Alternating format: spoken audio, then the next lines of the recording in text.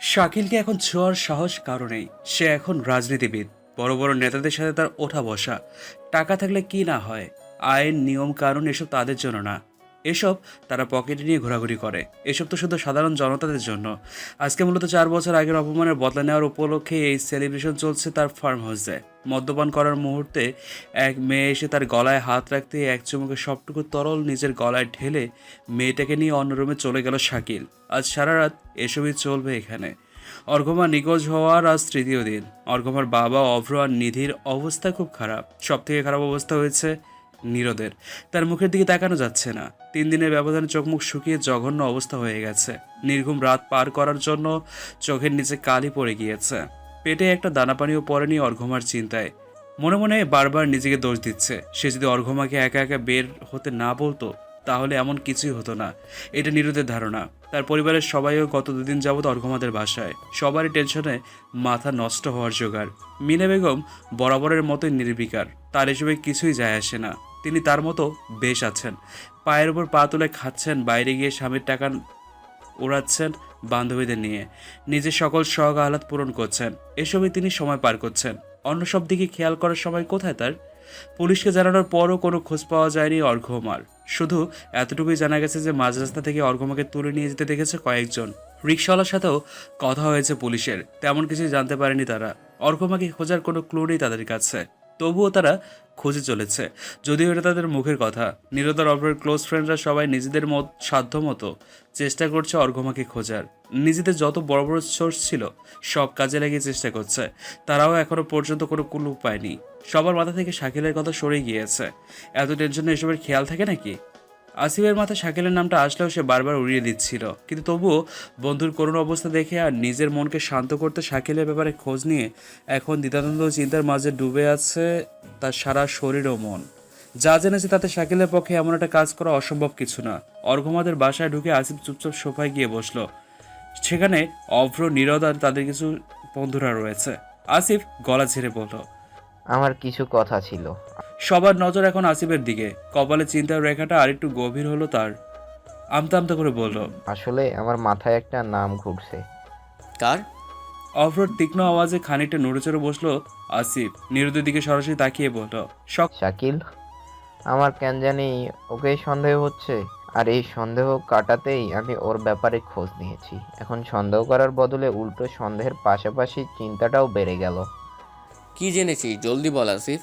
এটা আমার বোনের ব্যাপার। আমি আর পারছি না এভাবে বসে থাকতে। কিছু করতেও পারছি না। নিজেকে ঠিক কতটা অসহায় লাগছে বলে বোঝাতে পারবো না তোকে। শাকিল এখন রাজনীতিবিদ, বড় বড় সব নেতাদের সাথে তার ওঠা বসা। চরিত্রের কথা তো বললামই না। আর প্রতিদিনে তার শয্যাসঙ্গীর জন্য নতুন নতুন মেয়ে লাগে। এখন আমার মনে হচ্ছে অঘম্মাকে কিডন্যাপ করার পেছনে ওরই হাত আছে। হয়তো পুরো রাগ মেটাতে হয়তো পুরনো রাগ মেটাতে 4 বছর আগের অপমানের বদলা নিতে এই কাজ করেছে। আর তাছাড়া ও জানে এখন কেউ ওর কিচ্ছু করতে পারবে না, তাই হয়তো এই সাহসটা দেখিয়েছে। এটা সম্পূর্ণ আমার opinion. I am not sure. হলে চিন্তায় পড়ে গেল। নীরদের হার্টের মোড় ততক্ষণে শক্ত হয়ে গেছে। এখন তার ভিতরে ভালো মন্দ বোঝার ক্ষমতা নেই। অর্ঘমাকে ছাড়া সে অচল। ঠিক এতটাই ভালোবেসেছে সে অর্ঘমাকে। শাকিলের নাম শুনতেই ওর হাত পা ও কপালের রগ ফুলে নীল হয়ে উঠেছে মুহূর্তেই। চোখ মুখগুলো আগে থেকে রক্তিম বর্ণ ধারণ করে আছে। ফর্সা চেহারাটা পুরো লালচে হয়ে উঠলো ধীরে ধীরে। শাকিলকে এখন সামনে পেলে বোধহয় লাশ ফেলে দিত তার। এসব চিন্তাভাবনার মাঝে অফরোড সেলফোন বেজে উঠল সশব্দে। পুলিশ অফিসারের কল। দ্রুত রিসিভ করে ফোনটা কানে ধরল। বুকের ভেতরটা ভীষণভাবে কাঁপছে। অর্ঘমার হয়তো কোনো একটা খবর পাওয়া যাবে এই আশায় তার সারা শরীর কাঁপতে লাগলো। ওপাশ থেকে অফিসে যা বললো তা শুনে অভ্র যেন নিজের বোধশক্তি হারিয়ে ফেললো। মলিন মুখশ্রী ক্রমশ ফ্যাকাশে হয়ে উঠতে লাগলো তার। নিঃশব্দে ফোনের লাইন কেটে স্তব্ধ হয়ে বসে রইল কিছু সময়। চোখ ভর্তি জল। নীরদের রক্তিম মুখের দিকে তাকিয়ে বলল, হসপিটালে যেতে হবে আমাদের। সবার আতঙ্কিত চোখ এখন অভ্রর দিকে। কান্নাটা গিলে ফেলে অভ্র ভাঙা গলায় বলল, অফিসার কল করেছিল, আমাদের হসপিটালে যেতে বলেছে, চলো। অর্ঘমাকে পাওয়া গেছে? শান্ত স্বরে প্রশ্ন নীরদের। অভ্র তাকালো তার দিকে। নীরদের মন পড়ার ক্ষমতা তার নেই। অর্ঘমাকে নীরদ ঠিক কতটা চোখে হারায় সেটা তার অজানা নয়। মেয়েটা নিখোঁজ শুনে সব থেকে বেশি ভেঙে পড়েছে নীরদই। কিন্তু তার গলার স্বর এখনও এত বেশি শান্ত দেখে অভ্রর বুঝতে বাকি রইল না নীরদ কিছুটা আন্দাজ করে ফেলেছে। নীরদের প্রশ্নের উত্তরে অভ্র কেবল মাথা নাড়ালো। বাসার সকলকে জানিয়ে সবাই মিলে হসপিটালের উদ্দেশ্যে বেরোলো। সবারই মনের ভেতরটা খসখস করছে, কোনো দুঃসংবাদ শুনতে হবে না তো। হসপিটালে কেন যেতে বললো অফিসার? অর্ঘমা ঠিক আছে তো? হসপিটালের করিডোরে এতগুলো মানুষকে একসাথে দেখে সবাই ঘুরে ঘুরে তাকাচ্ছে। ডক্টর এত মানুষ দেখে অফিসারের দিকে তাকালেন। চোখের চশমাটা ঠিক করে মলিন মুখে বললেন, পেশেন্টের পরিবারে যে কোনো দুইজন আসুন আমার সাথে। নীরদ আগে এগিয়ে গেল। তা দেখে অভ্র গেল তার পেছনে। বাকিরা অপেক্ষা রইল তাদের। ডক্টরের চেম্বারে গিয়ে অভ্র, নীরদ আর অফিসার পাশাপাশি বসলেন। ডক্টর নিজের চেয়ারে বসে আগে পানি পান করলেন। তার জন্য বিষয়টা বলা অত্যন্ত দুঃখজনক। প্রতি মাসে না হলেও এমন একটা না একটা কেস আসে হসপিটালে। নীরদ সবকিছু শুনতে প্রস্তুত, এমন একটা দৃষ্টি ডক্টরের দিকে নিক্ষেপ করে বসে আছে। প্রথমে অফিসার বললেন, অঘর্মকে আমরা নিস্তেজভাবে ওর ভার্সিটির সামনে রাস্তায় পেয়েছি।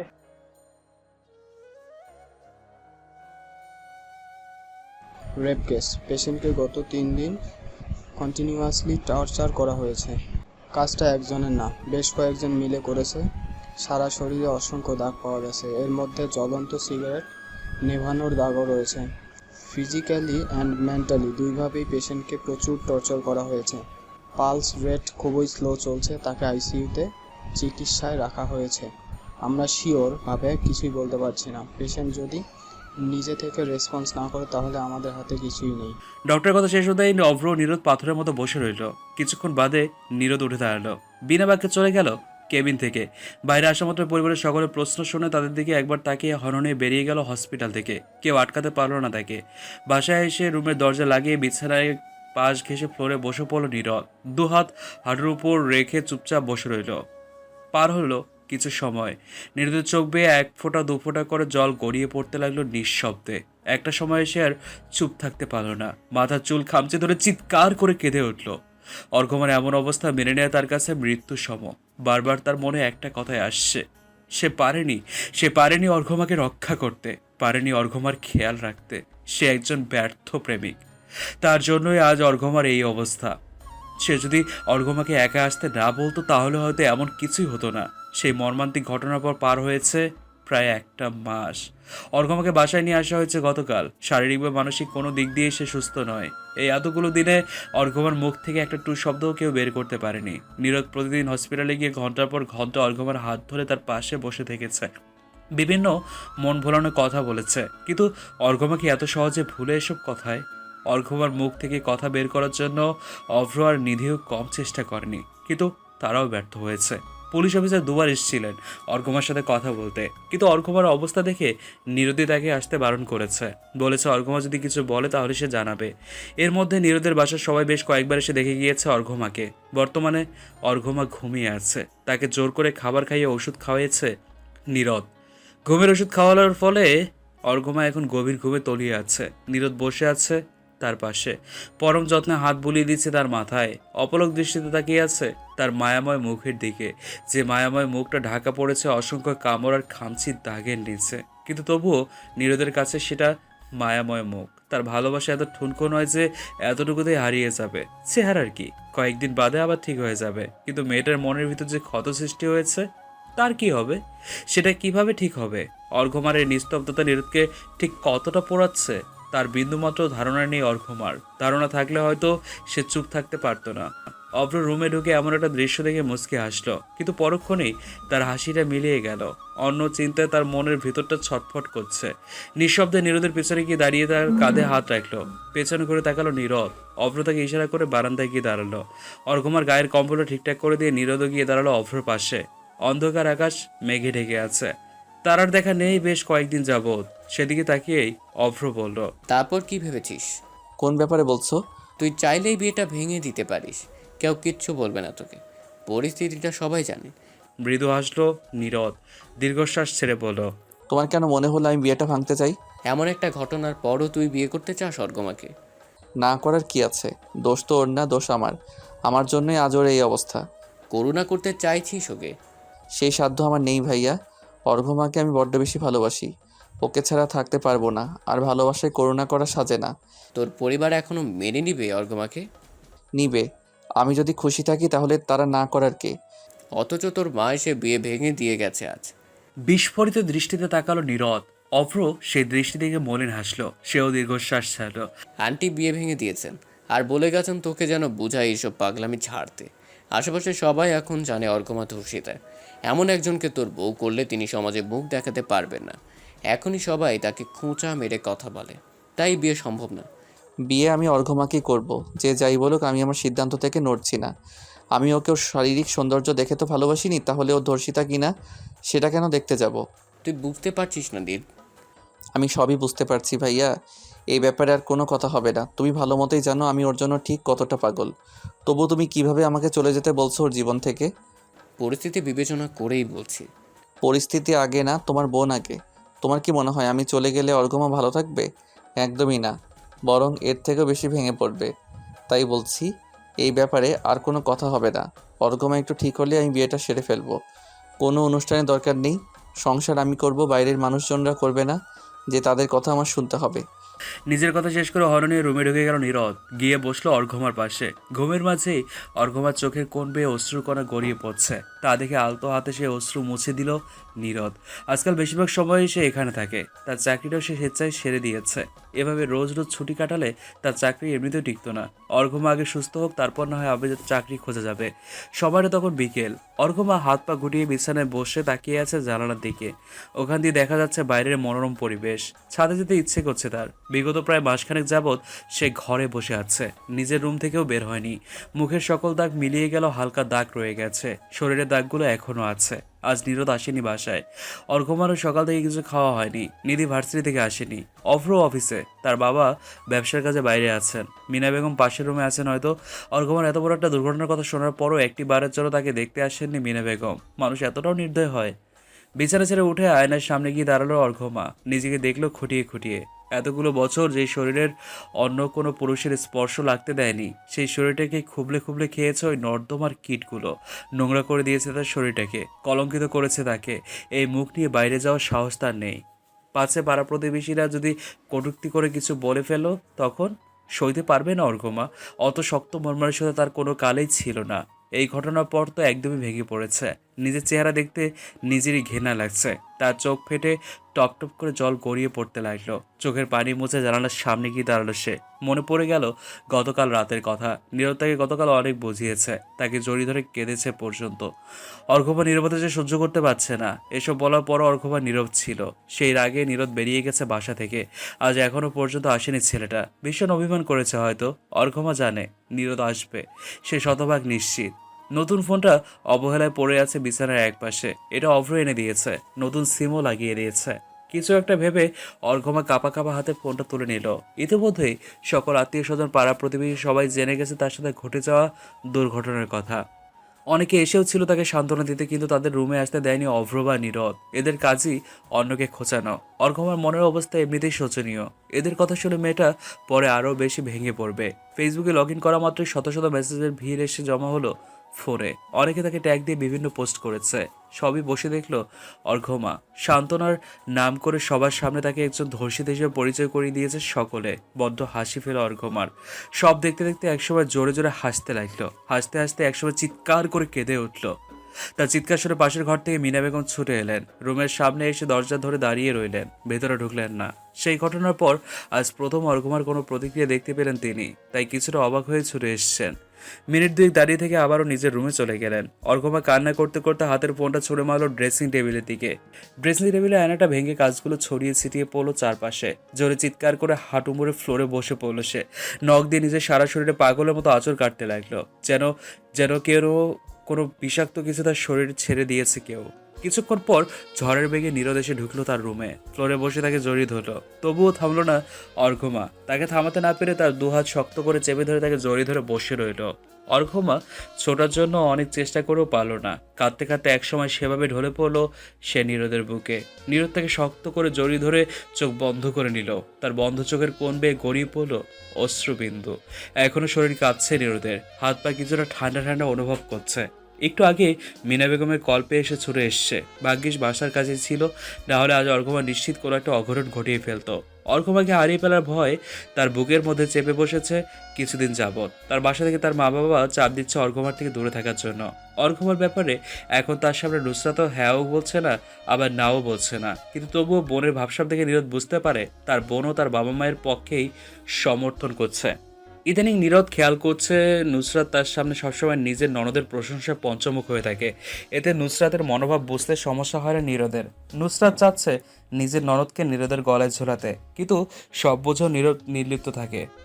অর্ঘমাকে কোলে তুলে বিছানায় ঠিকভাবে শুয়ে দিয়ে তার গায়ে কম্বল টেনে দিল। অর্ঘমার মুখের দাগগুলো প্রায় মিলিয়ে গিয়েছিল, কিন্তু আজ নিজেকে আঘাত করে পুনরায় দাগ বসিয়ে ফেলেছে মেয়েটা। নীরদ অসন্ত দৃষ্টিতে তাকিয়ে রইল অর্ঘমার শুকনো মুখের দিকে। ক্ষতস্থানগুলো থেকে হালকা হালকা রক্ত ঝরছে।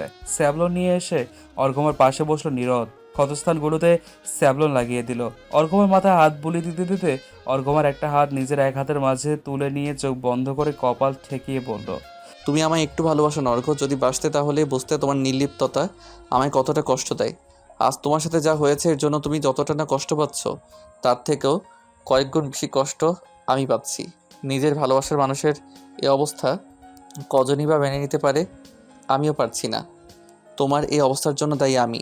তুমি আমায় শাস্তি দাও, তবুও নিজেকে এভাবে কষ্ট দিও না, আঘাত করো না। তোমার শরীরের প্রতিটা আঘাত আমার মনকে বারংবার ক্ষত বিক্ষত করে। এসব যদি তুমি জানতে তাহলে কখনো নিজেকে কষ্ট দিতে না। তুমি কি তবে এইভাবেই আমাকে শাস্তি দিচ্ছ? এতটা কঠিন? এর থেকে যদি আমায় মৃত্যুদণ্ড দিতে তাও বোধ হয় কষ্ট কম হতো। ঘুম ভাঙতেই নীরদের গম্ভীর মুখখানা চোখে পড়ল অর্ঘমার। সে এখন সোফার সাথে হেলান দিয়ে তার দিকেই তাকিয়ে আছে। এই সোফাটা নীরদে আনিয়েছে নিজের থাকার জন্য। অর্ঘমা উঠে বসতে গেলে এক অসহ্য যন্ত্রণায় কুঁকড়ে উঠল তার সারা শরীর। তবুও এগিয়ে এলো না নীরদ। নিজের হাত পায়ের অবস্থা দেখে বিকেলের কথা মনে পড়ে গেল অর্ঘমার। ঘড়ির দিকে তাকিয়ে দেখলো রাত বাজে প্রায় 1:30। নীরদ এসে বিছানার পাশে টেবিলের উপর খাবার, পানি এবং ওষুধ রাখার ট্রেটা নিয়ে অর্ঘমার সামনে বিছানা রেখে মৌন অবস্থায় পুনরায় সোফায় গিয়ে বসলো। অর্ঘমা বুঝলো নীরদ রেগে আছে। সে চুপচাপ ট্রেটা সরিয়ে রেখে হাত পা গুটিয়ে গায়ের কম্বলটা গলা অবধি টেনে অপর পাশে ঘুরে শুয়ে পড়ল। চোখের কোণ বেয়ে গড়িয়ে পড়লো তার জ্বর। বিকেলে আয়নায় নিজেকে দেখে যেমন ঘৃণা হচ্ছিল, তেমন অবাক লাগছিল অর্ঘমার। তার চোখ মুখ ভেঙে একাকার অবস্থা। শরীরে একদম রোগা পাতলা হয়ে গেছে। চোখের নিচ দেবে গিয়ে কালি পড়ে গেছে। শুষ্ক ঠোঁটজোড়া ফেটে চলচির। মাসখানেক নিজের অযত্নের ফলে তার এই অবস্থা। তাকে দেখতে অসম্ভব কুৎসিত লাগছে। এমন চেহারা দেখার পরও নীরদ কিভাবে পাচ্ছে তার এত খেয়াল রাখতে? এখনও তাকে ভালোবাসতে কিভাবে পাচ্ছে? অর্ঘমা টের পেল তার শরীর থেকে কম্বল সরিয়ে নেওয়া হয়েছে। চোখ মেলে তাকানোর সাথে সাথেই নীরদ তার বাহু ধরে একটানে উঠিয়ে বসিয়েছে। ব্যথায় চোখ মুখ কুঁচকে মৃদু আর্তনাদ করে উঠল সে। নীরদের চোখ মুখ শক্ত, যেন দাঁতের দাঁত চেপে নিজের রাগটাকে গিলে ফেলার চেষ্টা করছে। কোনো কথা না বলে ভাতের প্লেট নিয়ে এক লোকমা ভাত অর্ঘমার মুখের সামনে ধরলো। নীরদকে এক পলক দেখে মুখ ঘুরিয়ে নিল অর্ঘমা, অর্থাৎ সে খাবে না। নীরদ চুপচাপ তাকিয়ে রইল কিছুক্ষণ অর্ঘমার দিকে। মিনিট দুই পর হুট করে বা হাত দ্বারা অর্ঘমার গল চেপে ধরে ভাতের লোকমা মুখে পুড়ে দিতে গেলেই অর্ঘমা সজোরে ধাক্কা দিয়ে সরিয়ে দিল হাতখানা। ফলে ভাতের লোকমা সব ছড়িয়ে ছিটিয়ে পড়ল। তৎক্ষণাৎ তার গাল চিরচির করে উঠল। গালে হাত দিয়ে বিস্ময় দৃষ্টি তাকালো নীরদের দিকে। নীরদ তাকে থাপ্পড় মেরেছে। ব্যাপারটা যেন বিশ্বাস হতে চাইল না। পরক্ষণেই কাঁচের গ্লাসখানা মেঝেতে ছুঁড়ে ফেললো নীরদ। ভেঙে টুকরো টুকরো হয়ে গেল গ্লাসটি। ভেসে এলো নীরদের রাগী গলার স্বর, ফাইজলামো করো আমার সাথে তুমি? হ্যাঁ, আমাকে কি তোমার মানুষ বলে মনে হয় না? তুমি কি ভেবেছো তুমি এমন করলে তোমার সাথে যা হয়েছে তা ঠিক হয়ে যাবে, নাকি যারা তোমার এই অবস্থা করেছে তারা শাস্তি পেয়ে যাবে? এসব কিচ্ছু হবে না। তোমার আশেপাশের মানুষগুলোর কথা একবারও ভেবেছো? যারা তোমাকে ভালোবাসে, তোমার ভালো চায়, তাদের কথা ভেবেছো একবারও? তুমি এই যে নিজের অযত্ন করছো, নিজেকে আঘাত করছো, এসবে সব থেকে বেশি কষ্ট তোমার আপনজনেরাই পাচ্ছে। কিন্তু সেসব তো তুমি ভাবছো না। নিজের জীবনটাকে শেষ করার জন্য উঠে পড়ে লেগেছো তুমি। কেন করছো এসব? তোমার বাবা, অব্র ভাই, নিধি, এদের কথা ভেবেছো একবারও? আমার কথা ভেবেছো একবারও? আমাদের জন্য কেন স্বাভাবিক হতে পারছো না তুমি? অন্তত আমার জন্য হলেও স্বাভাবিক হওয়ার চেষ্টা করো অর্ঘমা। আমার ধৈর্যের বাঁধ দিন দিন ভেঙে যাচ্ছে। তোমার এই নির্লিপ্ততা আমাকে কুরে কুরে খাচ্ছে।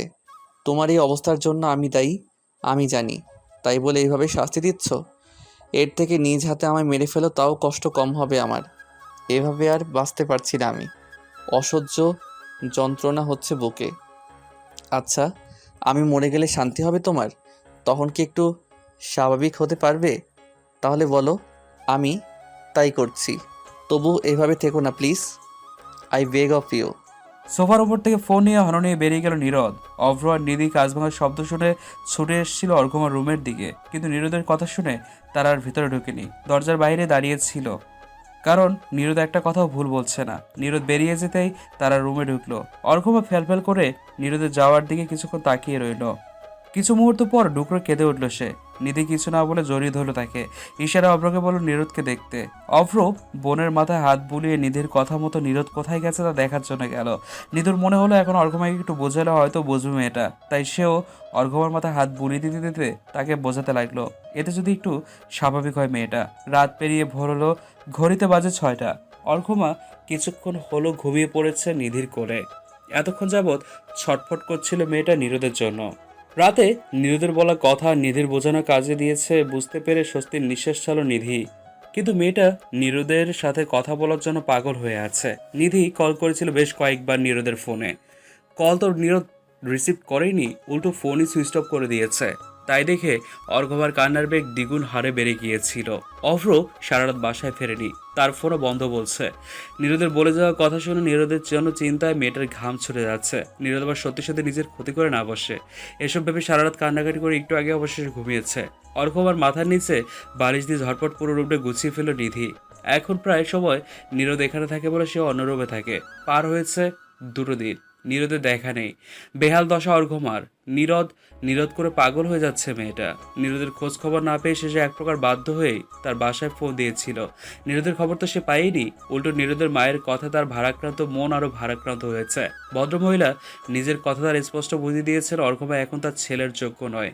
এমন একজন মেয়েকে তিনি কখনো তার ছেলের বউ করবেন না। নীরদ অনেক ভালো মেয়ে ডিজার্ভ করে, সে যেন নীরদের থেকে দূরে থাকে। এরপর থেকে আর কাঁদছে না অর্ঘমা, শুধু মনে মনে প্রার্থনা করছে নীরদ যেখানে থাকুক না কেন সে যেন ভালো থাকে, সুস্থ থাকে। নীরদ সেদিন সন্ধ্যার পরপরই এসে হাজির হলো অর্ঘমাদের বাসায়। সরাসরি এসে ঢুকলো অর্ঘমার রুমে। অভ্র মৃদু এসে রুমের দরজা চাপিয়ে চলে গেল। তার বোন স্বাভাবিক হচ্ছে দেখে তার খুশির অন্ত নেই। এখন নীরদের সাথে মানবিমানটা শেষ হলেই তার শান্তি। অবশ্য তার মাথায় আরও একটি চিন্তা ঘুরপাক খাচ্ছে, নীরদের পরিবার। সেই ব্যাপারে নীরদের সাথে কথা হয়েছে তার। এখন দেখা যাক কি হয়। অর্ঘমা নীরদের দেখা মাত্রই উঠে দাঁড়ালো, জলে টলমল করে উঠলো তার চোখ জোড়া। দৌড়ে গিয়ে জাপটে জড়িয়ে ধরলো তাকে। এক মুহূর্তের জন্য ভুলে গেল নীরদের মায়ের বলা সকল কথা। ফুপিয়ে কেঁদে উঠল সে। কান্নার বেগ ধীরে ধীরে বাড়তে লাগলো, সাথে জড়িয়ে ধরার বাঁধন ওরা শক্ত হলো। চোখ বন্ধ করে হাত মুষ্টিবদ্ধ করে দাঁড়িয়েছিল নীরদ। কি যে শান্তি লাগছে তার, বলার মতো না। কতগুলো দিন পর অর্ঘমা তাকে জড়িয়ে ধরেছে, তার অর্ঘ তাকে জড়িয়ে ধরেছে। মেয়েটা স্বাভাবিক হচ্ছে বুঝতে পেরে নীরদের বন্ধ চোখ বেয়ে জল গড়িয়ে পড়তে লাগলো। 2 হাতে শক্ত করে অর্ঘমাকে জড়িয়ে ধরে তার মাথায় চুমু খেলো। অর্ঘমা কান্নারত অবস্থায় নীরদের বুকে কিল মেরে পড়ল। কোথায় ছিলেন আপনি এতদিন? কত চিন্তা হচ্ছিল আমার জানেন? আর একটু হলে আমি অর্ঘমা ঠোঁটে আঙুল রেখে তাকে চুপ করিয়ে দিল নীরদ। 2 হাতে তার মুখ ধরে বলল, এমন কথা আর কখনো যেন না শুনি। আমি তোমায় বড্ড বেশি ভালোবাসি অর্ঘ্য। তুমি ভাবতেও পারবে না আমার ভালোবাসার পরিমাণ ঠিক কতটা। তোমার কষ্ট দেখলে আমার তার থেকে দ্বিগুণ কষ্ট হয়, মনে হয় নিজেকে শেষ করে ফেলতে। তাই প্লিজ আর কখনো এমন কিছু করো না। এত সহজে ভেঙে পড়লে হবে বলো? এখানে তো তোমার কোনো দোষ নেই, তবে তুমি কেন এভাবে ভেঙে পড়বে? দোষ যারা করেছে তারা মুখ লুকিয়ে চলবে, তুমি কেন মুখ লুকিয়ে ঘরে বসে থাকবে? ভয় পেয়ে লুকিয়ে না থেকে মানুষের কথার কঠোর জবাব আর অন্যায়ের তীব্র প্রতিবাদ করে দেখো, অনেক হালকা লাগবে। আমি সবসময় সারা জীবন তোমার পাশে আছি। নীরদের বুকের কাছে শার্টের অংশ খামচে ধরে ফোপাতে লাগলো অর্ঘমা। হাসলো নীরদ। অনেকদিন পর তার হাসির দেখা মিলল। বেশ কিছুক্ষণ তাকিয়ে থেকে সময় নিয়ে অর্ঘমার কপালে চুমু খেলো সে। চুমু খেলো তার 2 চোখের পাতায়ও। চোখ মেলে তাকালো অর্ঘমা, তার গাল দুটো ভিজে গেছে চোখের জলে। আমাকে ক্ষমা করবেন নীরদ, আমি আপনাকে কষ্ট দিতে চাইনি। আমি শুধু মেনে নিতে পারছিলাম না সেই দুর্ঘটনাটা। ওসব মনে পড়তেই আমার আর বাঁচতে ইচ্ছে করে না। মনে হয় কতগুলো নোংরা বিষাক্ত পোকা ছেড়ে দেওয়া হয়েছে আমার উপর। আমি ডুকরে কেঁদে উঠলো অর্ঘমা। জ্বর এলো নীরদের চোখেও। লম্বা একটা শ্বাস ফেলে কিছু বলতে যাবে তার আগে অর্ঘমার বলা কথা শুনে চল শক্ত হয়ে উঠল নীরদের। চোখ জোড়া যেন ক্রমশই রক্তিম বর্ণ ধারণ করতে লাগলো। আমি এখনো এসব মেনে নিতে পারছি না। আমার কি দোষ ছিল? ওরা কেন করলো আমার সাথে এমন? ওই শাকিল আর ওর বন্ধুরা। কান্নার বেগ বাড়লো অর্ঘমার। চোখের সামনে ভেসে উঠতে লাগলো তার সাথে ঘটে যাওয়া কয়েকদিনের নরক যন্ত্রণা। সব পুনরায় মনে পড়তেই ভয়ে ঘেমে উঠলো তার সারা শরীর। হুট করে সে কেমন যেন করতে লাগলো। নিয়ত প্রথমে বুঝলো না কিছু, পরক্ষণে ডক্টরের বলা কথাগুলো মনে পড়তেই বুঝতে পারলো সেই ঘটনা মনে পড়া অর্গমা ভয়ের কারণে এমন করছে। সে কি করবে বুঝতে পারলো না। অর্গমার গালে হাত রেখে কয়েকবার তার নাম ধরে ডাকলো। স্বাভাবিক হতে বললো তাকে, অভয় দিল। আস্তে আস্তে শান্ত হতে লাগলো অর্ঘমা। জোরে জোরে নিঃশ্বাস ছাড়তে লাগলো সে। নীরদ তার গালে হাত রেখে বলল, কিচ্ছু হয়নি, ওকে? সব ঠিক আছে, শান্ত হও। ওরা কেউ আর কখনো আসতে পারবে না তোমার কাছে, আর ওদের প্রাপ্য শাস্তি ওরা পাবে। ভয়ের কিছু নেই অর্ঘ। দেখো, তাকাও আমার দিকে। অর্ঘমা চোখ মেলল, অশ্রুসিক্ত চোখে তাকালো নীরদের দিকে। নীরদ তার চোখে জল মুছে দিয়ে বলল, সব ঠিক আছে, কিচ্ছু হয়নি। মাথা নেড়ে সায় দিল অর্ঘমা। নীরদের কপালের সাথে কপাল ঠেকিয়ে চোখ বুজে দাঁড়িয়ে রইল নীরবে। শাকিরের বিরুদ্ধে থানায় কেস করেছে অর্ঘমা, তাকে সাহস জুগিয়েছে নীরদ, কিন্তু কেস করে কোনো লাভ হলো না। অফিসার কোনো আগ্রহ দেখাচ্ছেন না এই কেসে। উল্টো ডায়েরি করার সময় অর্ঘমাকে অনেক আপত্তিকর প্রশ্ন করেছিলেন থানার উচ্চ পদস্থ কর্মকর্তা। মাঝে মাঝে অস্থির ভঙ্গিতে হাসছিলেন। অর্ঘমার কান্না পাচ্ছিল প্রচণ্ড, কিন্তু সে কাঁদেনি, কারণ পাশেই বসেছিল নীরদ। নীরদ কোনো কথা না বলে চুপচাপ অফিসারের প্রশ্নগুলো শুনছিল। অর্ঘমাকে দেখে অফিসারের চোখে জেগে ওঠে লালসা, তো চোখ এড়ায়নি। সে আর এক মুহূর্ত দেরি করলো না, অর্ঘমাকে নিয়ে চটজলদি বেরিয়ে পড়লো থানা থেকে। সারা রাস্তায় কোনো কথা হলো না দুজনের মাঝে। অর্ঘমাকে বাসায় পৌঁছে দিয়ে তার মাথায় হাত বুলিয়ে আবারও বেরিয়ে পড়ল নীরদ। রাত বাজে প্রায় 10:30। নীরদের খবর নেই সারাদিন। কোথায় সে গিয়েছে ছেলেটা কে জানে। অভ্র বাসায় আসেনি এখনো। নিধি পড়াশোনা করছে নিজের রুমে। ভার্সিটিতে পরীক্ষা চলছে। অর্ঘমা এই সেমিস্টার ড্রপ দেবে ভেবেছে। নীরদ বা অভ্র এতে আপত্তি করেনি। বেলের শব্দ শুনতেই অর্ঘমা দৌড়ে গেল দরজা খুলতে, কিন্তু দরজা খুলে সে নিরাশ হলো। নীরদ নয়, বরং অভ্র এসছে। ভাইকে দেখে জোর করে হাসার চেষ্টা করলো অর্ঘমা। অভ্র হেসে বোনের মাথায় হাত বুলিয়ে কপালে চুমু খেয়ে বলল, সবসময় এভাবেই হাসি খুশি থাকবে। বিগত দিনগুলোতে তোর মুখেই হাসিটা আমি বড্ড মিস করছি। কোনো জবাব দিল না অর্ঘমা। তবে তার মুখের হাসিটা চওড়া হলো। কিছু শব্দ পেয়ে অভ্রের পিছনে তাকিয়ে দেখে নীরদ আসছে সিঁড়ি বেয়ে। তার হাতে একটা কার্টুন। তাকে দেখে অভ্র তার কাজ জড়িয়ে ধরল। নীরদ পাশে ফিরে অর্ঘমার দিকে তাকিয়ে বলল, সারাদিন ব্যস্ত ছিলাম, সেজন্য আসতে পারিনি। তুমি ঠিকমতো খাওয়া দাওয়া করেছো? অর্ঘমা ভদ্র বাচ্চাদের মতো মাথা নাড়িয়ে হ্যাঁ বলল। নীরদ মুচকি এসে বলল, গুড গার্ল, তুমি ঘরে যাও, আমি আসছি একটু পরে। নীরদের কথা মেনে চুপচাপ চলে গেল অর্ঘমা। নীরদ অভ্রকে নিয়ে অভ্রের রুমে চলে গেল। তার কিছু কথা আছে অভ্রের সাথে। নীরদ যখন অর্ঘমার ঘরে এলো তখন অর্ঘমা চুপচাপ দাঁড়িয়েছিল জানালার সামনে। নীরদ পেছন থেকে যাকে জড়িয়ে ধরতে ভয়ে আটকে উঠল অর্ঘমা। ঘাড় ঘুরিয়ে নীরদকে দেখে স্বস্তির নিঃশ্বাস ছাড়ল। ভয়ের কারণে তার হৃৎপিণ্ড খুব জোরে জোরে ধুকপুক ধুকপুক করছে। নীরদ বুঝলো ব্যাপারটা, কিন্তু কিছু বলল না। অর্ঘমার মাথার একপাশে চুমু খেয়ে বলল, বাসায় দিয়ে যাওয়ার পর সারাদিন কি করেছো? আস্তে ধীরে অর্ঘমা বলা শুরু করলো, কিছুক্ষণ বিশ্রাম করেছি, গোসল করেছি, খাওয়া দাওয়া করেছি, আর একটু ঘুমিয়েছিলাম। বিকেলে ঘুম থেকে উঠে বসেছিলাম কিছুক্ষণ। নিধি আসার পর ওর সাথে টুকটাক কথাবার্তা হয়েছে। তারপর থেকে জানালার সামনে দাঁড়িয়েছিলাম আপনার অপেক্ষায়। মিস করছিলে আমায়? হুম। এখন থেকে বাসায় একা থাকলে যাতে আর বোর না হও, তাই তোমার জন্য একজন সঙ্গী এনেছি। অর্ঘমা অবুঝ দৃষ্টিতে তাকালো নীরদের পানে। নীরদ মৃদু হেসে অর্ঘমা চোখের পাতায় চুমু খেয়ে তার হাত ধরে অভ্র রুমের দিকে নিয়ে যেতে লাগলো। দরজার সামনে এসে তার চোখ জোড়া হাত দিয়ে ঢেকে তাকে রুমের ভিতরে ঢুকালো। তাকে নিয়ে ঢুকলো। অর্ঘমাকে বিছানায় বসিয়ে চোখ খুলতে বারণ করলো। কোলের ওপর নরম তুলতুলে কিছুর আভাস পেয়ে চট করে চোখ মেলল অর্ঘমা। দু চোখ বড় বড় করে তাকিয়ে রইল কোলের দিকে। নীরদ হেসে বলল, আমি জানি বিড়াল তুমি পছন্দ করো, কিন্তু একটু ভয়ও পাও, তাই কখনো কাছে যেও না। কিন্তু এই বিড়াল ছানা তোমাকে কিচ্ছু করবে না, তাই ভয় পাওয়ার কিছু নেই, ওকে? কিন্তু কোনো কিন্তু না, হাত বুলিয়ে দেখো ওর গায়ে। ভয় করছে আরে বাবা, কোনো ভয় নেই, তুমি হাত বুলিয়ে তো দেখো। যদি কামড় দেয়। তোমার কোলেই তো বসে আছে, কামড় দিয়েছে কি? দেয়নি তো, তাহলে ভয় কিসের? কিচ্ছু করবে না, হাত বুলিয়ে দেখো তুমি। পাশ থেকে অভ্র আর নিধিও বলছে বিড়াল ছানাটিকে কোলে নিতে। অর্ঘমা কাঁপা কাঁপা হাতে আস্তে আস্তে করে এক আঙ্গুল দিয়ে প্রথমে স্পর্শ করলো বিড়াল ছানাটির শরীরে। সাথে সাথে ছানাটি মিউ মিউ করে উঠল।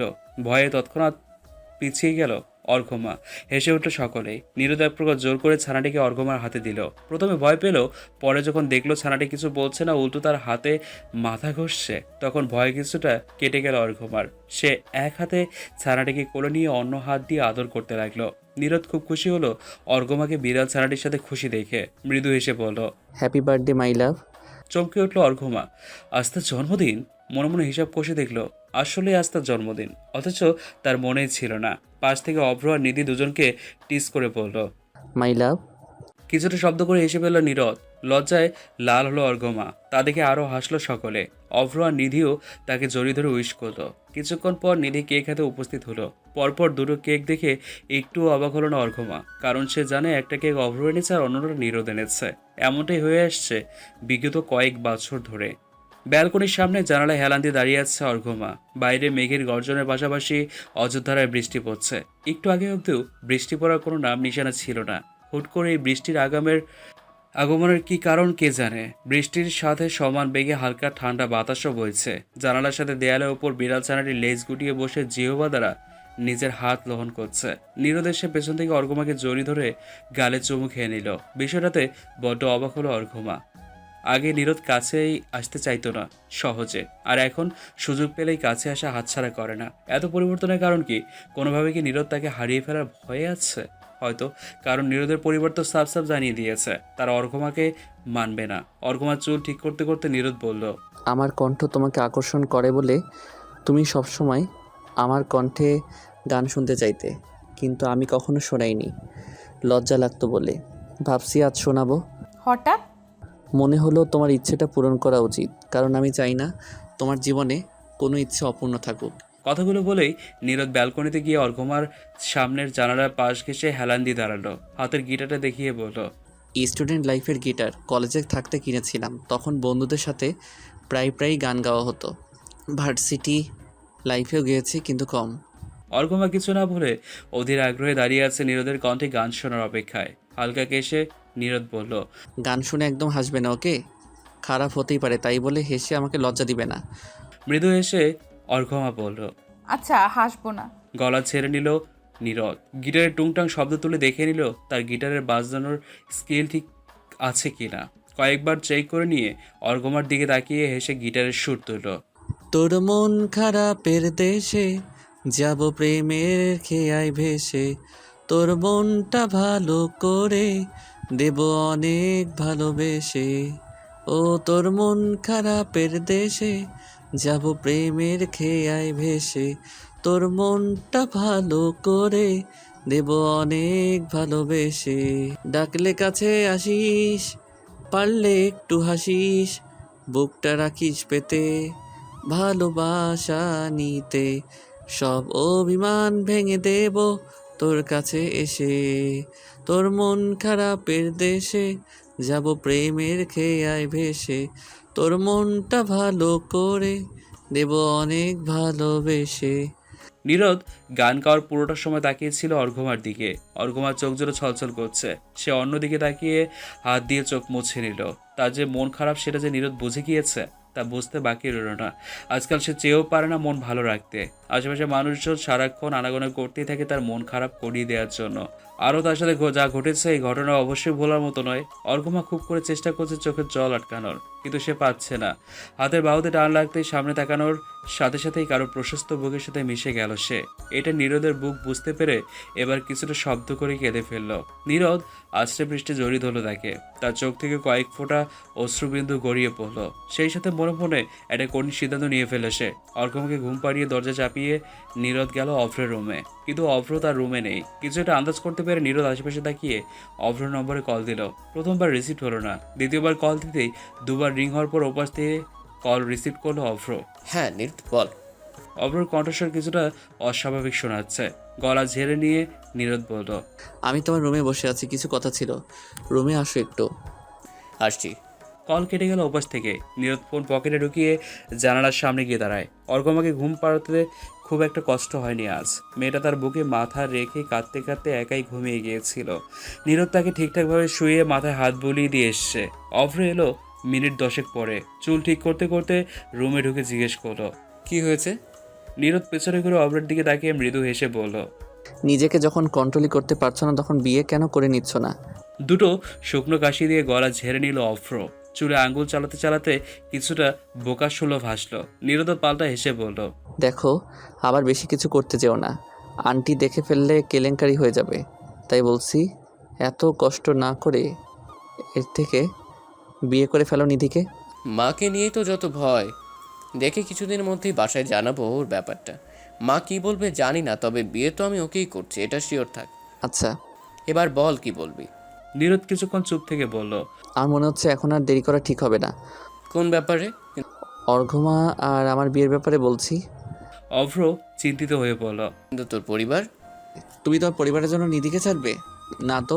তাহলে আমার পরিবারের জন্য আমি অর্ঘমাকে ছেড়ে দিব ভাবাটা বোকামি না? পরিস্থিতি বিবেচনা করে সিদ্ধান্ত নে নীরদ। এভাবে হুটহাট কোনো সিদ্ধান্ত নিস না, তোর সারা জীবনের ব্যাপার এটা। সিদ্ধান্ত তো আমি বহু আগেই নিয়েছিলাম, যখন প্রথম অর্ঘমাকে দেখেছিলাম তখনই। এই সিদ্ধান্ত পরিবর্তন করার সাধ্য এখন আমার নাই। তাহলে এখন কি করতে চাচ্ছিস?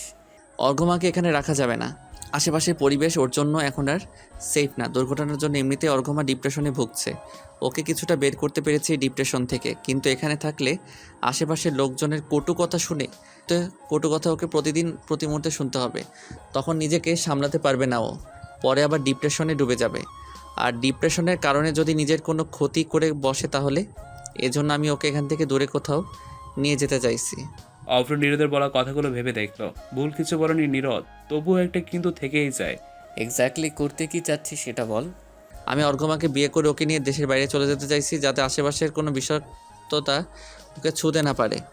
অভ্র কিছু বলল না, চুপচাপ বসে পড়লো বিছানার একপাশে। তাকে দেখেই বোঝা যাচ্ছে সে অনেক কিছুই ভাবছে। তার ভাবনার মাঝে নীরদ তার হাত ধরে আশ্বাস দিয়ে বলল, আমার উপর বিশ্বাস রাখো ভাইয়া, আমি ওর খেয়াল রাখবো। এই কথাটাই যেন শুনতে চাইছিল অভ্র। নীরদের কাঁধে হাত রেখে সম্মতি দিল সে। তখন সময়টা সন্ধ্যা। অর্ঘমা নিজের রুমে বসে বসে বিড়াল ছানার সাথে সময় কাটাচ্ছিল। বাসায় সে আর মিনা বেগম ছাড়া আর কেউ নেই। কলিং বেলের শব্দে উঠে দাঁড়ালো অর্ঘমা, কিন্তু সে যেতেই মিনা বেগম দরজা খুলে দিয়েছেন। তিনি ড্রয়িং রুমে ছিলেন। অর্ঘমা গিয়ে উকি দিয়ে দেখলো দরজার ওপাশে অভ্র আর নিধি দাঁড়িয়ে আছে। অবাক হয়ে গেল সে। এবার কিছু এগিয়ে গিয়ে দাঁড়ালো ব্যাপারটা বোঝার জন্য। দরজা খুলে তীক্ষ্ণ দৃষ্টিতে সামনে তাকালেন মিনা বেগম। পরক্ষণেই হুঙ্কার ছেড়ে বললেন, এই মেয়েটার সাথে তুই কোত্থেকে ফিরছিস অভ্র? নিধি কাতামুচো ভঙ্গিতে অভ্রের পেছনে চলে গেল। মিনা বেগমকে সে ভদ্র ভয় পায়। ভদ্রমহিলা যে তাকে একবারই সহ্য করতে পারে না সেই সম্পর্কে সে অবগত। অভ্র পেছন থেকে নিধিকে সামনে এনে তার হাত ধরে বলল, এই মেয়েটা এখন থেকে তোমার পুত্রবধূ। ভীষণ রকমের ভরকে গেলেন মিনা বেগম। তার চোখ দুটো যেন কপালে উঠে গেল। কিছু বলার মতো ভাষা হারিয়ে ফেলেছেন তিনি। সেই সঙ্গে চমকে গেছে অর্ঘমাও। তার ভাই বিয়ে করে ফেলেছে, তাও আবার তারই বান্ধবী নিধিকে। তার মুখেও কোনো শব্দ নেই বলার মতো। সে শুধু আর চোখে মিনা বেগমের দিকে তাকাচ্ছে। আজ অব্রর অফিস বন্ধ ছিল। সকালে নিধি ভার্সিটি যাওয়ার পর অব্র ব্রেকফাস্ট টেবিলে বসে বাবা মাকে নিধির ব্যাপারে জানালে তৎক্ষণাৎ বেঁকে বসেন মিনা বেগম। অব্রের বাবার তেমন কোনো প্রতিক্রিয়া ছিলেন না। তিনি শুধু বলেছেন, দেখো বাবা, সারা জীবন সংসার তুমি করবে, এই মেয়ের সাথে জীবন তুমি কাটাবে, তাই তুমি যা ভালো বুঝো সেটাই করো। জীবন তোমার, সিদ্ধান্তও তোমার। তুমি তো আর সেই ছোট্টটি নেই যে তোমাকে এই বয়সে ভালো মন্দ বোঝাবো আমি। নিজের ভালো মন্দ অবশ্যই তুমি নিজে বুঝতে শিখেছো। তোমার যদি মনে হয় নিধি তোমার উপযুক্ত, তাহলে আমার কোনো সমস্যা নেই ওকে পুত্রবধূ হিসেবে মানতে। বাবার সহজ সরল স্বীকারোক্তি শুনে অভ্র খুশি হলেও পরক্ষণে মায়ের চেঁচামেচির কারণে তার সে খুশিতে ভাটা পড়ল। তিনি কোনোভাবে তার একমাত্র ছেলের বিয়ে এমন মেয়ের সাথে হতে দেবেন না যার কিনা নিজের বলতে কিছুই নেই, এমনকি পরিবারও না। মায়ের সাথে বহুক্ষণ কথা কাটাকাটি হওয়ার পর অভ্র রেগে বাসা থেকে বেরিয়ে গিয়েছিল, আর এখন ফিরল নিধিকে সাথে নিয়ে। তোর মাথা ঠিক আছে অভ্র? কি বলছিস এটা তুই? ঠিকই বলেছি মা, নিধি এখন থেকে তোমার পুত্রবধূ। আমি আর ও বিয়ে করে নিয়েছি। অভ্র, আমি সকালেই বলেছিলাম বিয়ে করলে আমি নিধিকেই করব। আমার কথার কি কোনো দাম নেই তোর কাছে? এতবার বারণ করার সত্ত্বেও তুই এ মেয়েকে বিয়ে করতে পারলি? প্রথমত নিধিকে আমি ভালোবাসি, দ্বিতীয়ত প্রেগনেন্ট, আর বেবিটা আমার। ঝড়ের গতিতে একটা থাপ্পড় পড়ল অভ্রের গালে। থাপ্পড়টি মেরেছেন মিনা বেগম। রাগে তার পুরো শরীর থরথর করে কাঁপছে। যে ছেলেকে নিয়ে তিনি এত গর্ব করতেন সেই ছেলেকে নিয়ে শেষমেশে এমন একটা কাণ্ড ঘটালো। ছি ছি, আর কোনো শব্দ অপচয় না করে তিনি হনন নিয়ে নিজের রুমে চলে গেলেন। অভ্র নিধির হাত ধরে ভেতরে ঢুকলো। অর্ঘমা এগিয়ে এসে কিছু না বলে নিধিকে নিয়ে রুমের ভিতরে গেল। রুমে যেতে যেতে চোরের মতো আশেপাশে তাকিয়ে গলার স্বর নিচু করে প্রশ্ন করলো, তুই সত্যি সত্যি প্রেগনেন্ট? অপ্রস্তুত হলো নিধি। লজ্জাও পেল কিছুটা। অস্বস্তিতে কাঁচামতো অবস্থা তার। অর্ঘমা কি বলবে ভেবে পেল না। শুধু মৃদু হেসে এক পাশ থেকে জড়িয়ে ধরে বান্ধবীকে অভিনন্দন জানালো। নীরদ নিজের আর অর্ঘমার বিদেশে যাওয়ার সকল কাগজপত্র তৈরি করেছে। কাগজপত্র পুরোপুরি তৈরি হয়ে গেলেই সে অর্ঘমাকে বিয়ে করে নেবে। কোনো অনুষ্ঠান করবে না, একদম ঘরোয়াভাবে বিয়েটা সেরে ফেলবে। যদি তার পরিবার না মানে তাহলে শুধু বন্ধু বান্ধব অভ্র আর নিধিকে নিয়ে বিয়েটা সেরে ফেলবে। নীরদ শতভাগ নিশ্চিত তার পরিবার থেকে এই বিয়ে কোনোভাবেই মানবে না। তবুও বিয়েটা করলে তার উপর রাগ করবে সবাই। বড় জোর কথা বলবে না কয়েকদিন, তারপর সব ঠিক হয়ে যাবে। হয়তো অর্ঘমার সাথে সহজ হতে পারবে না তারা, ব্যাস এইটুকুই। এর মাঝে বেশ কয়েকবার থানায় গিয়েছিল নীরদ, কিন্তু ফলাফল সেই শূন্যই। অফিসার মোটা অঙ্কের টাকা খেয়ে বসে আছে শাকিলের কাছ থেকে, তাই তার বিরুদ্ধে কোনো স্টেপ সে নিচ্ছে না। উল্টো সেই কেসটা এই কেসটা মিথ্যে প্রমাণ করার সকল চেষ্টা করছে। নীরদ বুঝে গেছে পুলিশ তাদের সহায়তা করবে না। এখন যে পক্ষে টাকা আছে আইন সে পক্ষকেই সমর্থন করে। আর তাদের টাকা থাকলেও শাকিরের মতো অত টাকা নেই যে আইনকে কেড়ে নেবে। পুলিশের অযৌক্তিক কথাবার্তায় একরাশ রাগ নিয়ে থানা থেকে ফিরে এসছে নীরদ। অর্ঘমাকে এসবের কিছুই জানায়নি। মেয়েটা এমনিতেই প্রতিনিয়ত কষ্ট পাচ্ছে দুর্ঘটনাটার কথা ভেবে। এইসব বলে সেই কষ্টের দাবার হলে আর ঘি ঢালতে চায় না সে। দুহাত ভর্তি মিষ্টির প্যাকেট নিয়ে বাসায় এসছে নীরদ। অভ্রের দিকে তাকিয়ে সে কখন থেকে মিটিমিটি করে হাসছে সে। অভ্র বেচারা একটু পরপর শুকনো কাশি দিয়ে ফোনের দিকে মনোযোগ দেওয়ার চেষ্টা করছে। এভাবে যদি লজ্জার হাত থেকে বাঁচা যায় নীরদের কাছ থেকে। কিন্তু নীরদ তো নীরদই। অভ্রের পাশে বসে গলা ঝেড়ে নিয়ে ফিসফিসিয়ে বলল, কি ভাই, কি হলো এটা? কোনটা? বাচ্চাটা কোত্থেকে এলো? অভ্র বেশ বুঝতে পারছে নীরদ তাকে খোঁচাতে এসছে। আকাশ থেকে টপকেছে। তুমি ঢিল না মারলে তো টপকানোর কথা ছিল না, তাই না? তোর এই খোঁচা খুচির অভ্যেস যাবে না। কেন যাবে? আমি তো শুধু সত্যিটা বলি। অনেক সত্যি বলে ফেলেছিস ভাই, এবার চুপ থাক। ঠিক আছে, থাকলাম চুপ। তবে আমি এখনো একটা জিনিসই ভেবে পেলাম না, তোমার বোনের সাথে আমার এতদিনের সম্পর্ক। আজ পর্যন্ত তো ওকে একটা কিসও করলাম না, আর তুমি আমার পরে নিধির সাথে সম্পর্কে জড়িয়েও ডিরেক্ট বাবা হয়ে গেলে। অভ্র খুব খুব করে কেসে উঠল। সে চেয়েও পাচ্ছে না নীরদকে কিছু বলতে। আর চোখে নীরদের দিকে তাকিয়ে এক প্রকার বিরক্ত হয়ে বলল, বোন হয় আমার, এসব কি বলিস তুই আমার সামনে? এর থেকে অর্ঘমাকে নিয়ে বাইরে থেকে ঘুরে আয়। তবুও তোর এই খোঁচাখুচি বন্ধ কর। হবু বাবাদের এত রাগ করতে হয় না, বাবুর উপর এফেক্ট পড়বে। চাচ্ছিসটা কি তুই? তোমার মতো সাহসী হতে চাইছি। ভাই, হাত জোর করে মাপ চাইছি তোর কাছে। তুই আর এই ব্যাপারে কোনো কথা বলিস না। ভেবে দেখবো, তবে তার আগে তোমার বোনকে একটু দেখে আসি। অভ্র হাত জোর করে নীরদকে যেতে বলল। নীরদও হাসতে হাসতে উঠে এগিয়ে গেল অর্ঘমার রুমের দিকে। অর্ঘমা চুপচাপ দাঁড়িয়েছিল ব্যালকনির জানালার সামনে। সে গভীরভাবে কিছুটা ভাবতে ব্যস্ত। নীরদ রুমের দরজা চাপিয়ে দিয়ে পেছন থেকে অর্ঘমাকে জড়িয়ে ধরে টুক করে গালে একটা চুমু খেয়ে নিল। চমকে উঠল অর্ঘমা। নীরদ দিন দিন বেপরোয়া সবাই হয়ে উঠছে তার জন্য। ব্যাপারটা বেশ উপভোগ্য হলেও সে উপভোগ করতে পারছে না আজ, বরং তার খারাপ লাগছে, কষ্ট হচ্ছে, যার ফলে মেজাজটাও বিগড়ে আছে তার। ছেলেটা এত অবুঝ কেন? কেউ কিভাবে জেনে শুনে নিজের জীবনটাকে এমন একজনের সঙ্গে জুড়ে দিচ্ছে যে মেয়ে কিনা একজন ধর্ষিতা? নীরদ তাকে এসব ভাবতে বারণ করেছিল, সেও ভাব বাদ দিয়েছিল, কিন্তু লোকজন তাকে ভুলতে দিলে তো। আজ নীরদের মা ফোন দিয়েছিল তাকে। ফোনে নীরদের মায়ের সাথে নুসরাতও ছিল। তারা অনেক কিছুই বলেছে, যদিও ভদ্রভাবে বলেছে, কিন্তু অর্ঘমা তো আসল খোঁচাটা ঠিকই বুঝেছে। নুসরাত একদম সাফসাফভাবে বলে দিয়েছে সে নিজের ননদকে নীরদের বউ করে নিয়ে আসতে চায়। মেয়েটা নাকি অনেক ভালো, নীরদকে পছন্দও করে। এর বিপরীতে অর্ঘমার বলার কিছুই ছিল না। সে শুধু এতটুকুই বলেছিল যে নীরদ তাকে ভালোবাসে। তখন নীরদের মা বলেছেন, ভালোবাসা আজ আছে, এখন তোমাদের বিয়ে হলে আশেপাশের লোকজনের কথা রোজ রোজ শুনতে হবে নীরদকে। কয়েক মাস পর বা কয়েক বছর পর তখন তার আর ভালোবাসাটা থাকবে না, থাকবে শুধু তিক্ততা আর বিরক্তি। তখন ভালোবাসাটা গায়েব হয়ে যাবে। তাই তোমাদের ভালোর জন্য বলছি তুমি নীরদের থেকে দূরে থাকো। ও এখন আবেগের বশে এত বড় সিদ্ধান্ত নিতে যাচ্ছে, পরে ওকেই ভুগতে হবে। আর আমি চাই না আমার ছেলে ভবিষ্যৎ নষ্ট হোক। আমার কথাটা তো বুঝতে পেরেছো তুমি? অর্ঘমা তখন নীরব ছিল, মুখে আর কোনো শব্দ ছিল না বলার মতো। সত্যি কথাগুলো সবসময় তেতোই হয়, তার কাছেও তেতোই লেগেছে। কলকাতার পর থেকে বারবার নীরদের মায়ের বলা কথাগুলো তার কানে রেডিওর মতো বেজেই চলেছে। নীরদের কাজকর্ম তার রাগের আগুনে ঘি ঢালার কাজ করেছে। একসময় সহ্য করতে না পেরে নীরদকে ধাক্কা দিয়ে সরিয়ে দিয়ে মাথার চুল দুহাতে খামচে ধরে ফ্লোরে বসে পড়ল অর্ঘমা। নীরদ বিস্ময়ভরা চোখে তাকিয়ে রইল অর্ঘমার দিকে। চোখের জল নিমিশে ভিজে উঠেছে গালচোরা। চোখ বন্ধ করে অর্ঘমাকে অনবরত কিছু বিড়বিড় করতে দেখে তার সামনে হাঁটু গেড়ে বসলো নীরদ। অর্ঘমার মাথায় হাত রাখতেই ছিটকে সরে গেল সে। চোখে মুখে একরাশ ভয় নিয়ে বারবার দূরে যেয়ে যেতে বলতে লাগলো নীরদকে। হঠাৎ এসবে মানে নীরদ বুঝলো না, তার চোখে শুধু বিস্ময় খেলা করছে। অর্ঘমার ব্যবহারে পাগলামো প্রকাশ পাচ্ছে। ধক করে উঠলো তার হৃদয়। মেয়েটাকে আবার কেউ উল্টাপাল্টা কিছু বলনি তো? এগিয়ে যাওয়ার চেষ্টা করতে অর্ঘমা জোরে কেঁদে উঠলো। বিষয়টাতে চমকে উঠলো নীরদ। কি থেকে কি হলো বা কি হচ্ছে কিছুই তার বোধগম্য হচ্ছে না। অভ্র আর নিধি এক প্রকার দৌড়ে এলো। অর্ঘমাকে কাঁদতে দেখে কারণ জিজ্ঞাসা করলে নীরদ চুপ করে রইল কিছু সময়। অর্ঘমার দিকে করুণ চোখে তাকিয়ে এগিয়ে গেল তার দিকে। অর্ঘমা পেছাতে চাইলেও পারল না, পিঠ দেয়ালের সাথে ঠেকে গিয়েছে তার। নীরদ হাঁটু গেড়ে বসে তার গালে হাত রাখতেই গাল ঘুরিয়ে নিল অর্ঘমা। এবার দুহাত অর্ঘমার গাল ধরে নিজের দিকে ঘুরিয়ে নিল। চোখ বন্ধ করে নীরদের হাত সরানোর জন্য জোরাজোরি করতে লাগলো। অভ্র আর নিধি একে অপরের দিকে তাকিয়ে আবারও ওদের দিকে তাকালো। তারা নীরদ দর্শকের মতো দেখছে সবকিছু। নীরদ কোনো প্রশ্ন না করে অর্ঘমাকে শক্ত করে জড়িয়ে ধরল। অর্ঘমার ধৈর্যের বাঁধ পুরোপুরি ভেঙে গিয়েছে। রাগের মাথায় হাত দ্বারা উল্টোপাল্টা আঘাত করতে লাগলো সে নীরদকে। নিজের মুখ অর্ঘমার কাঁধে গুজে চুপচাপ তাকে জড়িয়ে ধরে বসে আঘাত সহ্য করতে লাগলো। অর্ঘমা কান্নার পাশাপাশি নিজের সকল অভিযোগ খোলাসা করে দিল নীরদের কাছে। কিচ্ছু বলল না নীরদ, চোখ বন্ধ করে সেভাবেই বসে রইল।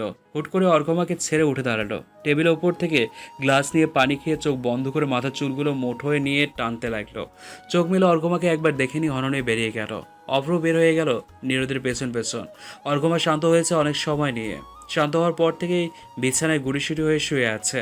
পাশে নিধি বসে আছে, অর্ঘমার মাথায় হাত বুলিয়ে দিচ্ছে। একটা সময় পর অর্ঘমা ঘুমিয়ে গেল। কান্নার ফলে ঘুমের রেস্টটা বেশ গাঢ়ই হলো তার। অর্ঘমার যখন ঘুম ভাঙলো তখন পুরো বাসায় নিস্তব্ধতা বিরাজ করছে। পড়ার টেবিলে চেয়ারে পায়ের ওপর পা তুলে বসে আছে নীরদ। তার চোখে মুখে কঠিনতা প্রকাশ পাচ্ছে। অর্ঘমা শুয়ে থাকা অবস্থায় অপলকে কিছুক্ষণ তাকিয়ে রইল। নীরদের চোখ বন্ধ, কপালে আঙুল দিয়ে মেসেজ করছে। ওকে এতটা রাখতে আগে কখনো দেখেনি। অর্ঘমা উঠে বসলো, গলা শুকিয়ে কাঠ হয়ে গেছে। পাশের টেবিল থেকে পানির গ্লাস নিয়ে পানি খেয়ে গ্লাসটা আবার যথাস্থানে নামিয়ে রাখলো। পেছন করে দেখলো নীরদ তার দিকে তাকিয়ে আছে। সে শান্ত অথচ কঠোর গলায় বলল, ওয়াশরুমে গিয়ে ফ্রেশ হয়ে এসো। কেন? তুমি কি এভাবে থাকতে যাচ্ছ? অর্ঘমা আয়নার দিকে তাকালো। অতিরিক্ত কান্নার ফলে চেহারার বিশ্রী অবস্থা, দেখতে জঘন্য লাগছে তাকে। চুলের অবস্থা তো না বলাই ভালো। সে এক পলক নীরদের দিকে তাকিয়ে চুপচাপ উঠে ওয়াশরুমে চলে গেল। ফ্রেশ হয়ে এসে চুল ঠিক করে নিল। তাকে এবার কিছুটা মানুষের মতো লাগছে। এতক্ষণ তো পাগলের বেশ ছিল তার। নীরদ উঠে এসে অর্ঘমার ওনাটা মাথায় জড়িয়ে দিয়ে তার হাত ধরে হননিয়ে বের হলো রুম থেকে। অর্ঘমা হতভম্ব, আশ্চর্য হয়ে চেঁচিয়ে উঠল সে। আরে কোথায় নিচ্ছেন আমাকে? হাত ছাড়ুন নীরদ, ছাড়ুন বলছি, ব্যথা পাচ্ছি আমি। তৎক্ষণাৎ হাতের বাঁধন কিছুটা ঢিলে হলো অর্ঘমার, কিন্তু নীরদ তার হাত ছাড়তে নারাজ। সোজা ড্রয়িং রুমে এসে তাকে জোর করে সোফায় বসালো। অর্ঘমা খেয়াল করলো সোফায় আরও লোকজন আছে। এর মধ্যে তার বাবা, অভ্র আর দুজন। বাকিদের সে চেনে না, দেখতে অনেকটা হুজুরের মতোই। অর্ঘমা ইতস্তত বোধ করতে লাগলো। নীরদের দিকে তাকিয়ে বলল, এখানে কেন এনেছেন আমাকে? আপনাকে যা বলার তা তো আমি বলেই দিয়েছি, আর কি চান? যা চাই দেবে? প্লিজ নীরদ, আমি আর এসব নিতে পারছি না, সহ্য হচ্ছে না আমার। এর থেকে মরে যাওয়াটাই বোধহয় সহজ ছিল আমার জন্য। আমি ক্লান্ত নিজের মনের সাথে যুদ্ধ করতে করতে। নিজেকে আমি সামলে নিয়েছি। এবার আপনি প্লিজ আপনার পরিবারের কথা শুনুন। তারা আপনার ভালো মন্দটা বুঝে বলেই তো বলছে আমাকে ছাড়তে।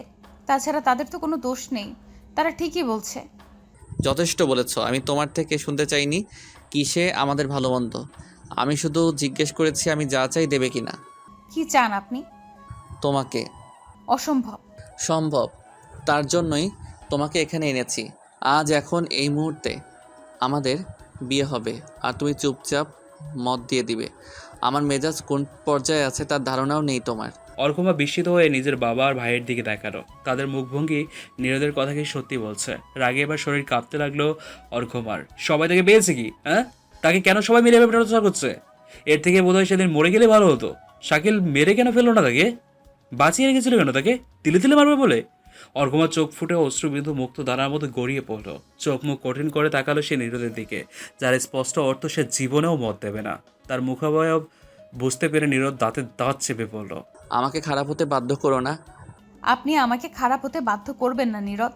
আপনার প্রতি আমার যে ভালোবাসা, সম্মান, শ্রদ্ধা, বিশ্বাস আছে সেটা নষ্ট করবেন না। নষ্ট হলে হোক, সহ্য করে নেব, কিন্তু তোমাকে ছাড়া থাকতে হবে সেটা সহ্য করতে পারবো না। আমি বিয়ে করব না। করতে হবে তোমাকে। আপনি কিন্তু বাড়াবাড়ি করছেন নীরদ। বাড়াবাড়ির এখনো কিছুই দেখোনি তুমি। ফাইজলাম ওর একটা লিমিট থাকে। তোমরা সবাই আমার সাথে লিমিট ক্রস করে ফাইজলামও করছো। আমি তো আর সহ্য করবো না এসব। আফটার অল আমিও একটা মানুষ, আর কত। এবার হয় তুমি আমাকে বিয়ে করতে রাজি হবে, নয়তো আমি এমন কিছু করব যার জন্য তোমরা স্পেশালি তুমি আজীবন থাকবে। বোঝার চেষ্টা কেন করছেন না আপনি? কারণ আমি চাই না বুঝতে, আমি শুধু জানি আমি তোমাকে চাই। আমার পরিবার আর তুমি জাস্ট বাইরের লোকের কথা ভাবছো। একটাবার কি আমার কথা ভেবে দেখেছো? আমি কি চাই সেটা ভেবেছো? আমি কিসে ভালো থাকবো তা ভেবেছো একটাবারও? আমি তোমাকে চাই অর্ঘ্য, শুরু থেকে চেয়ে এসেছি আর এখনও চাচ্ছি। আমি তোমাকে ভালোবাসি, অনেক বেশি ভালোবাসি। একটু ভরসা করে আমার হাতটা ধরে রেখো। সারা জীবন তোমায় বুকের মাঝে আগলে রাখবো, কখনো সামান্য অভিযোগটুকু করার সুযোগ দেব না। প্লিজ অর্ঘ্য, ফিরিয়ে দিও না আমাকে। আমি বাঁচতে পারবো না, পাগল হয়ে যাব আমি তোমাকে ছাড়া।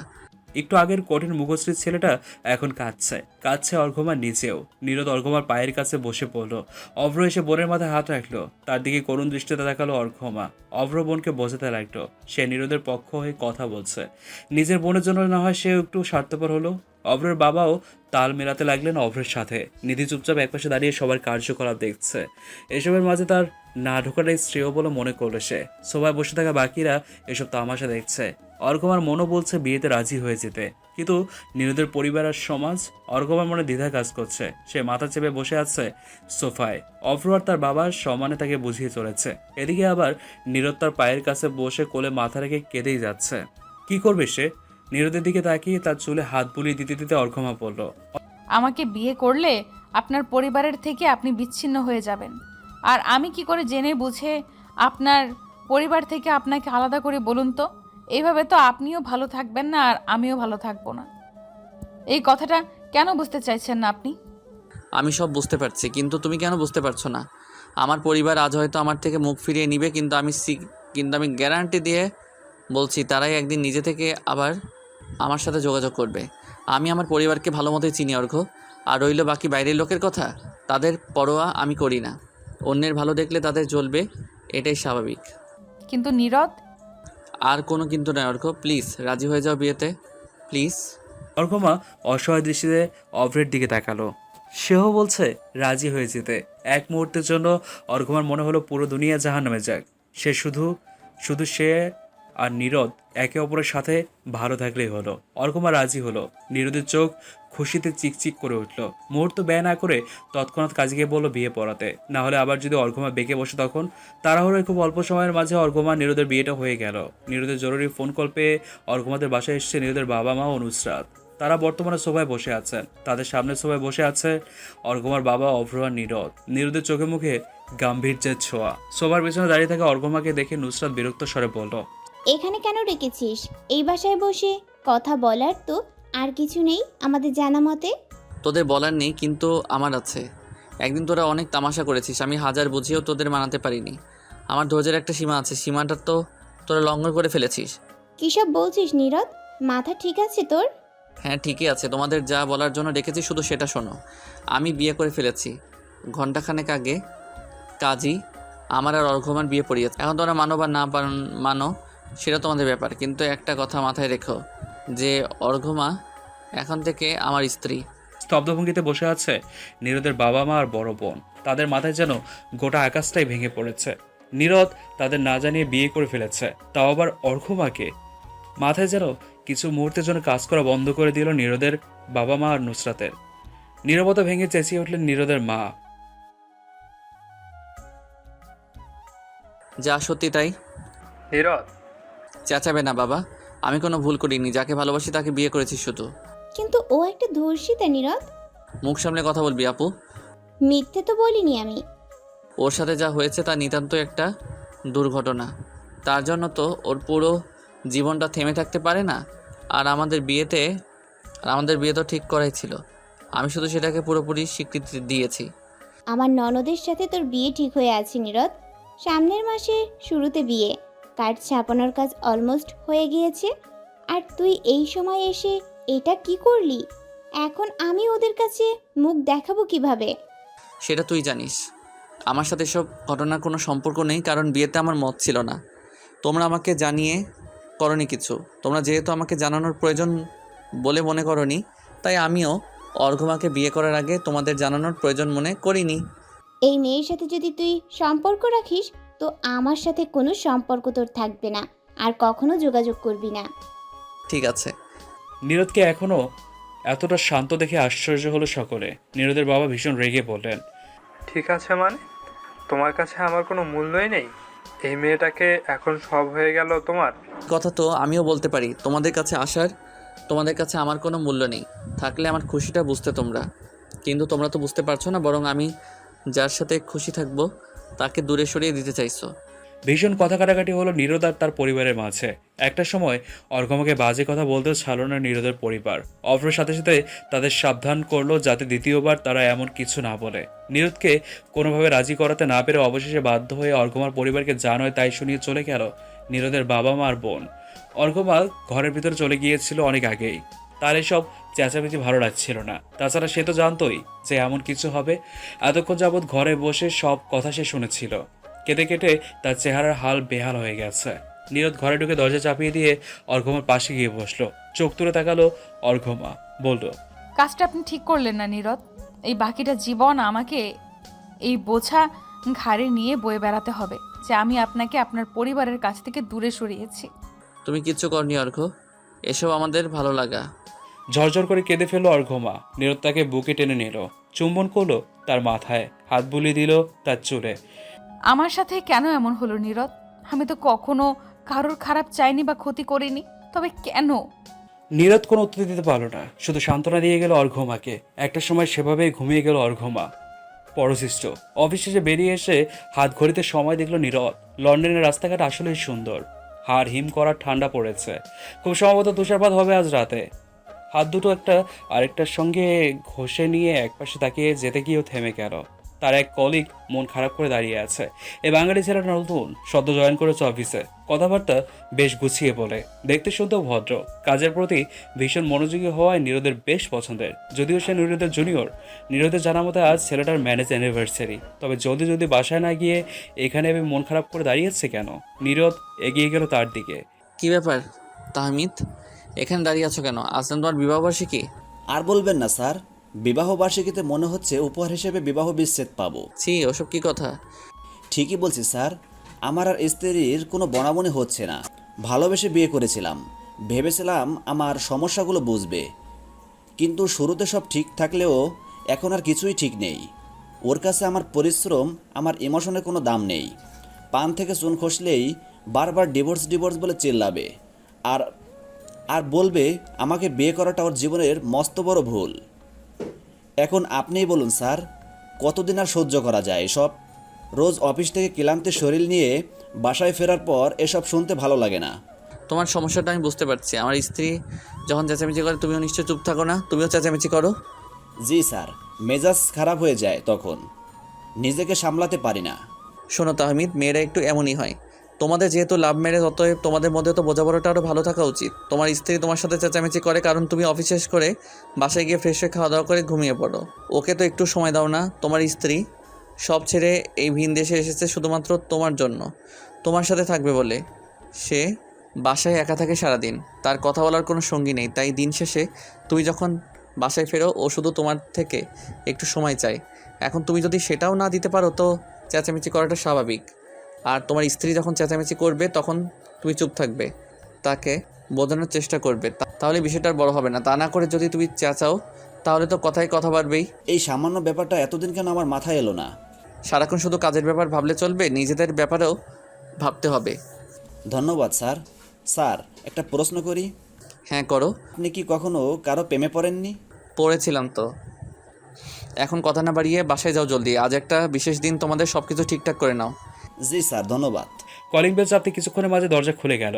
অর্ঘমার হাসি মুখে মুখটা দেখে নীরদের সারাদিনের সকল ক্লান্তি যেন এক নিমিষে গায়েব হয়ে গেল।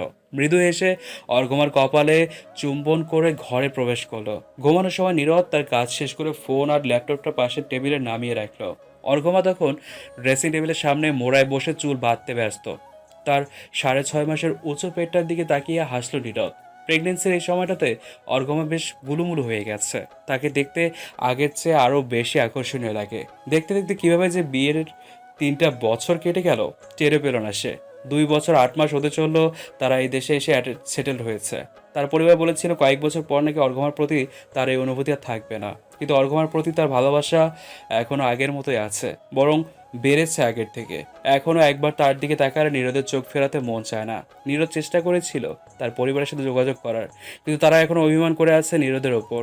একদিন সব ঠিক হয়ে যাবে এই ভেবে নীরদ নিজেকে সান্ত্বনা দেয়। কখনো অর্ঘমাকে তার মন খারাপের কথা বুঝতে দেয় না, পাছে মেয়েটা আবার নিজেকে দোষারোপ করা শুরু করে।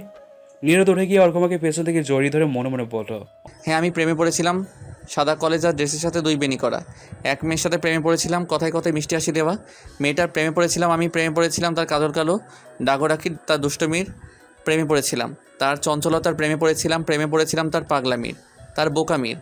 আমি প্রেমে পড়েছিলাম তার অশ্রু জলে ভেজা মুখশ্রীর, প্রেমে পড়েছিলাম তার পায়েলের রিনঝিন শব্দের, বেঁধে গিয়েছিলাম তার মায়ায়, মাতোয়ারা হয়েছিলাম তার নেশায়। আমি প্রেমে পড়েছিলাম এক ষোড়শী কিশোরীর। অর্ঘমা হেসে জিজ্ঞেস করলো, কি হয়েছে? কিছু না, অনেক রাত হয়েছে, চলো ঘুমাবে। এই অবস্থায় এত দখল নেওয়া ঠিক না, এমনিতে একটু পরেই আবার তোমার ঘুম ভেঙে যাবে। আমাকে নিয়ে এত চিন্তা কেন করেন আপনি? একটা মাত্র বউ আমার, তাকে নিয়েই তো চিন্তা করব। তার উপর এখন আবার জুনিয়র অর্ঘমা আসতে চলছে। ইস, কে বললো এটা জুনিয়র অখরমা? জুনিয়র নীরদ তো হতে পারে। কিন্তু আমার তো জুনিয়র অর্ঘমা। একটা হলেই হলো, আমার কোনো আপত্তি নেই। আমারও না। এসো এবার। অর্ঘমাকে ঠিক মতো শুয়ে দিয়ে নীরদ সাবধানে তাকে বুকে টেনে নিল, মাথায় হাত বুলিয়ে দিতে দিতে টুকটাক গল্প করতে লাগলো। কিছু সময় পর অর্ঘমার থেকে কোনো সাড়া শব্দ না পেয়ে তার দিকে তাকিয়ে হেসে ফেলল নীরদ। মেয়েটা ঘুমিয়ে গিয়েছে। আবারও অর্ঘমার কপালে চুম্বন করে তাকে জড়িয়ে ধরে চোখ বুজল সে। মুখে তার প্রশান্তির হাসি, যেন দুনিয়ার সব থেকে সুখী ব্যক্তি সে।